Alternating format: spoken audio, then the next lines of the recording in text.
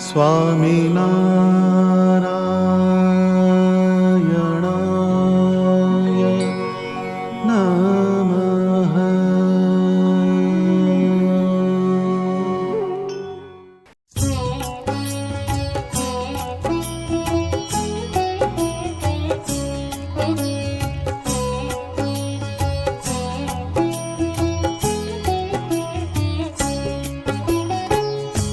સ્વામિનારાયણ સ્વામિનારાયણ સ્વામિનારાયણ સ્વામિનારાયણ નારાયણ નારાયણ નારાયણ નારાયણ નારાયણ નારાયણ નારાયણ નારાયણ નારાયણ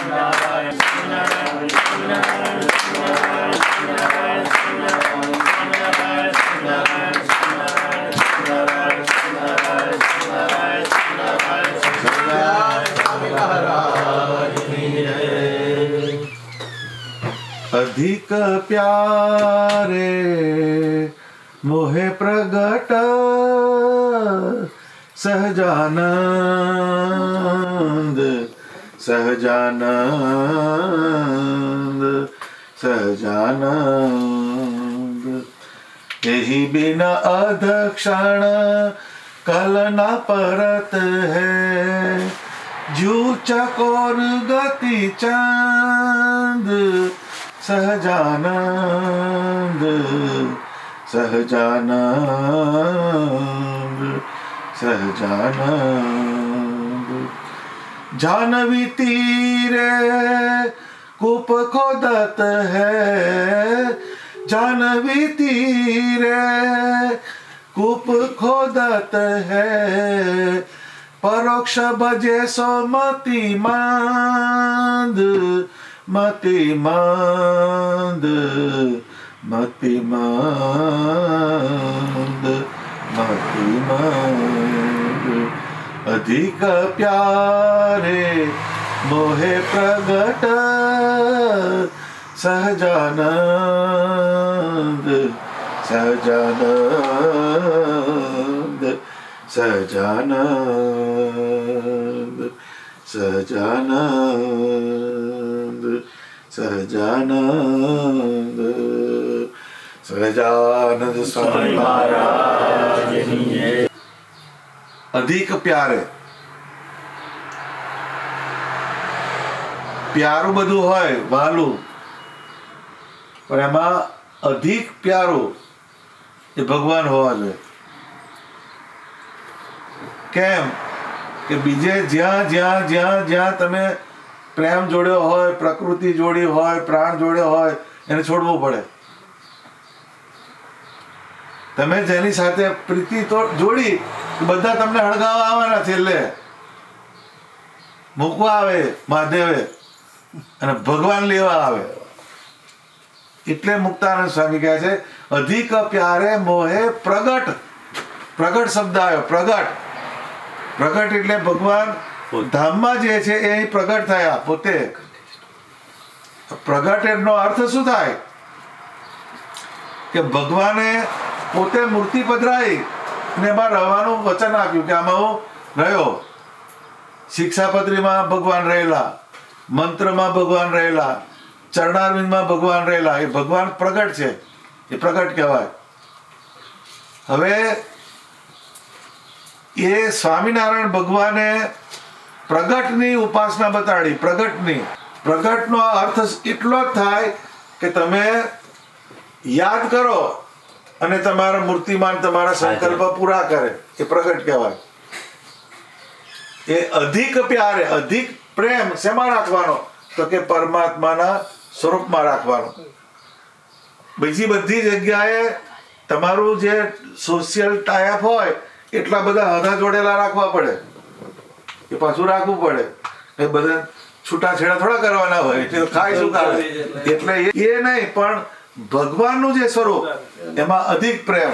જેમ આપણે ઘર હોય, ઘર એમાં બધી ક્રોકરી હોય છે, ક્રોકરી અમુક ડિસ્પ્લેની હોય છે, નહીંતર આટલું છે. ને અમુક યુટિલિટીની હોય વાસણ તમે ખાવ એટલે એને સાફ કરવા પડે, પછી એને સરસ રીતે મૂકી રાખો, એ ડિફરન્ટ સ્ટોરી થઈ. એની માવજત કરવી પડે. પણ કાચનું વાસણ તૂટી ગયું તો તમારું બીપી આગુ પાછું ના થાય. પણ સોનાનો લોટો ખોવાઈ જાય તો સોનાનો લોટો હોય તો નહીં, આ તો કદાચ હોય. અને સોનાનો લોટો હોય કે જો ખોવાઈ જાય તો તમને આગા પાછા કરે, એ વચ્ચે તમને હલાવી નાખે. કેમ કે સોનું જે છે એ તમે ધરતીમાં દાટો તો એવું ને એવું જ રહે, અને બીજા બધાનું માટી ભેગું પડી જાય. એમ પંચભૂતમાંથી જેટલા આકાર પ્રગટ થયા એ પંચભૂતમાંથી પ્રગટ થાય અને પંચભૂતમાં લીન થઈ જાય. એટલે એમાં બહુ પ્રીતિ કરવાની નહીં. એટર્નલ કોણ? તો એક પરમાત્માનો આકાર. ભગવાને વચનામૃતમાં કહ્યું કે કોડી કરતા પૈસામાં અધિક માલ છે. કોડી કરતા પૈસામાં અધિક માલ, પૈસા કરતા રૂપિયામાં અધિક માલ, રૂપિયા કરતા સોનામોરમાં અધિક માલ, અને સોનામોર કરતા ચિંતામણીમાં અધિક માલ છે. કોડીથી ઉઠાવ્યું ભગવાને. કોડીને કશું નહીં. પછી આવ્યો પૈસો, રૂપિયો, પછી સોનામોર આવી, ને પછી ચિંતામણી એટલે જે ચિંતવો એ તમને મળે એ ચિંતામણી કહેવાય. ભગવાનની મૂર્તિ જે છે એ ચિંતામણી તુલ્ય છે. આમાં આપણે ગેળ બેસે નહીં. બ્રહ્માનંદ સ્વામિનારાયણ ભગવાને 12 રૂપિયા આપ્યા. કેટલા? 12. ને વડતાલનું મંદિર બાદ એમ કીધું 100 રૂપિયા લેનું અમેરિકા જાઓ તમે, એટલે હારે જવાતું છે 100 રૂપિયા. પણ એની પાસે ચિંતામણી હતી. 12 રૂપિયા મંદિર બાંધ્યું અને 12 રૂપિયા એવા ને એવા ભગવાનને પાછા આપ્યા કે ભગવાન જે તમે આપ્યા હતા એ તમને પાછા રિટર્ન. એ કેમ કર્યું? તો કે ચિંતામણી પ્રગટ છે. પરમાત્મા જે છે પ્રગટ સ્વરૂપે, એ જેને એનો સંબંધ હોય એ કરી શકે. અત્યારે જેને બેલેન્સ હોય ખાતામાં એ ચેક ફાડે, પણ પેલું જોબ પહેલા તમારું ઠેકાણું ના હોય એ ચેક ફાડી શકે નહીં. એમ જેને પરમાત્માનો યોગ હોય એ પરમાત્માના બળથી એ બધી વસ્તુ કરે. એટલે એણે કીધું કે જાહ્નવી તીરે કૂપ ખોદત હે પરોક્ષ ભજેસો મતિ મંદ. જાહ્નવી એટલે ગંગા, જાહ્નવીનો તીર એટલે કિનારો. ગંગાના કિનારે કોઈ કૂવો ખોદવા બેસે તો કેવો કહેવાય? એટલે હારા પાણી જાય ત્યાંથી, એમાં કૂવો ખોદવાની ક્યાં જરૂર પડી? એમ પ્રગટ ભગવાન એ પ્રગટ થયા પછી એને મૂકીને આપણે બીજે ફાફા મારીએ એ મતિમંદ કહેવાય. મતિમંદ સ્ક્રૂ ઢીલો છે એમ કહે છે. મતિમંદનો અર્થ એટલો જ થાય, હમણાં સ્ક્રૂ ઢીલો છે. હવે એ ભગવાને આગળ બેસાડી. અત્યારે તમે એરપોર્ટ પર જાઓ, ચાંદીનો રૂપિયો ચાલે? રાણી સાહેબ લઈ જજો ને. રાણી સાહેબ રૂપિયો છે પણ એ કરન્સી અત્યારે ના ચાલે. અત્યારે જે લીલી નોટ જ જોઈએ ત્યાં આગળ. એમ કરન્સી જેમ અત્યારે ડોલર એ પ્રગટ કહેવાય.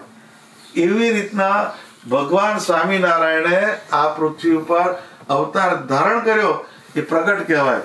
અત્યારે ગીતા તમે લો, એ તો બહુ ઊંચો ગ્રંથ કહેવાય, એના જેવો કોઈ ગ્રંથ ના કહેવાય. પણ અમુક વસ્તુ એમાંથી રિફાઇન કરવી પડે. ગીતામાં લખ્યું મારે ને મારે એનું પાપ નહીં એમ કે છે. અત્યારે મારવા છે 302 ની કલમ લાગે ઇન્ડિયામાં. એ વસ્તુ જુદી છે, એ જુદા સમયમાં બોલાયેલી વસ્તુ છે. પણ ભગવાન એનું રિફાઇન્ડ ફોર્મ લખ્યું કે હિંસા તો કરવી નહીં. બધી વસ્તુ લખી પણ એ શિક્ષાપત્રીમાં ભગવાને પ્રગટ સ્વરૂપ છે. એટલે પ્રગટની ઉપાસના, પ્રગટનો સંપ્રદાય, એ પ્રગટનું શાસ્ત્ર, પ્રગટ મંત્ર, બધી વસ્તુ એ નિષ્કુળાનંદ સ્વામી લખ્યું. રૂડી મૂડી પામે આ રોકડી નથી ઉધારાની વાત. આ ઉધારની વાત નથી, એ રૂડી મોકડી. એ સ્વામિનારાયણનો તમે આશરો કરો. એ લોકમાં એવી કહેવાત ખારા સ્વામિનારાયણ સુખી બહુ એમ કે જનરલ સાહેબ બધાને. એ બે જનરલ સાહેબ કેમ છે કે ભગવાનનો આશરો કરે એટલે આ લોકમાં કેમ રહેવું ને પરલોકમાં કેવી રીતે જવાય એ બેવ શીખવાડ્યું. સ્વામિનારાયણ ભગવાને 2 કળા શીખવાડી. આર્ટ ઓફ લિવિંગ, LIVING એટલે રહેવાની, આર્ટ ઓફ લિવિંગ LEAVING છોડવું કેવી રીતે એ બતાવ્યું. એ લિવિંગ કહેવાય, એથી જવાનું. LEAVING ઇંગ્લિશ ભણ્યો છે લ્યા. કોને ખબર છે નહીં? ડોલર મળવા જોઈએ. એટલે LIVING એટલે રહેવું અને એક છોડવું. આ બે વાર્ડ કોને ભગવાન? એ ભગવાન સ્વામિનારાયણે બતાડી. એ પ્રગટ કહેવાય. પ્રગટનો અર્થ કેટલો થાય? ભગવાન એમ વ્યાપક બધે વ્યાપેલા છે, પણ મૂર્તિમાંથી પ્રગટ થાય. અત્યારે ગાય છે, ગાય એનું શીંગડું દબાવો દૂધ આવે છે ખરું? ગાયના શરીરમાં જ દૂધ છે. એનું પૂંછડું દબાવો દૂધ આવે, પણ આંચળ દબાવો તેથી દૂધ આવે. એમ ભગવાન વ્યાપક છે, પણ આવે ક્યાંથી? મૂર્તિમાંથી. એ મૂર્તિમાંથી પ્રગટ થાય. એ મૂર્તિનું તમે જેટલું અનુસંધાન કરો એટલું તમારા જીવનમાં સુખ આવે, ને મૂર્તિનો જેટલો યોગ ઓછો થાય એટલું જીવનમાંથી સુખ દૂર થાય.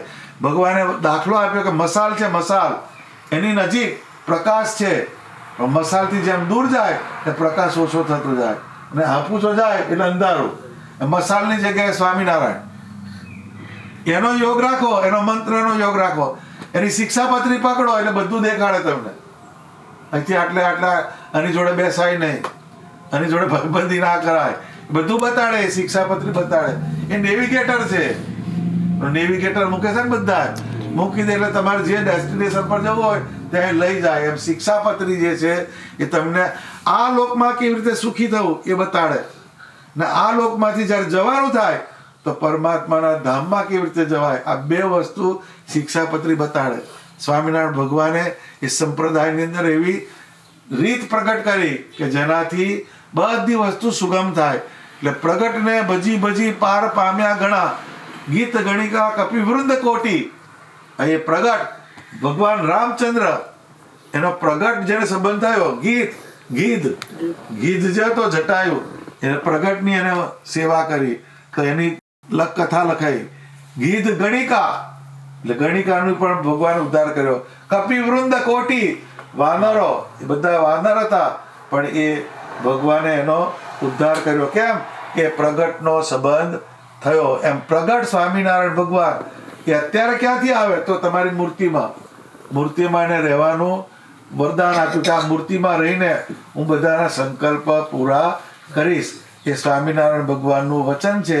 એ મૂર્તિને આપણે જેટલી વધારે ને વધારે સારી રીતે પૂજીએ એટલો તમને અંદરથી સારો ફીડબેક આવે. મૂર્તિને પ્રગટ સમજવાનું.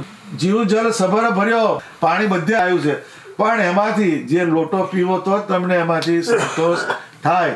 એમ ભગવાન જે છે એનું રોજ જે તમે ભજન કરો, માળા કરો, એની આગળ સ્તુતિ બોલો, સ્વાભાવિક ચેષ્ટા બોલો, તો જ તમને એમાંથી એ સુખ આપે. એ પરમાત્માનું જે સ્વરૂપ એને પ્રગટ સમજવાનું, એને મૂર્તિમાન સમજવાનું, એને ચિત્ર સમજવાનું નહીં. આપણા ઘરની અંદર જે આપણા દેહને જોવે દેહને આપવાનું, દેહને જે જોવે એ દેવને આપવાનું. અત્યારે આપણે નવું વર્ષ આવે બધા કપડા નવા લાવે છે, પણ ભગવાનનો પડદો એનો એ જ હોય, જે આવ્યો હોય એ. એટલે આ બધું જોવું પડે પાછું. એ પ્રગટ જો સમજો તો તમારા દેહને કેટલું જુએ એટલું દેવને થવું જોઈએ. આ બધી વસ્તુ પેરેલલ ચાલે. ટૂંકમાં એમાં પ્રગટનો ભાવ રાખવાનો. જે આ તમારું આ જે જીવન જે છે એ પ્રગટ ભગવાનનો આ સંપ્રદાય અને સ્વામિનારાયણ ભગવાન જે અક્ષરધામમાં રહેલા છે એ જ મારા ઘરમાં જે ચિત્ર પ્રતિમામાં છે એ નિવાસ કરીને રહેલા છે. એવી રીતના જ એનો કાયમ ભજન કરવાનું, એનું પૂજન કરવાનું, એને સ્તુતિ કરવાની, તો જ તમને અંદરથી કંઈક ફીડબેક આવે. સહજાનંદ સ્વામી મહારાજ.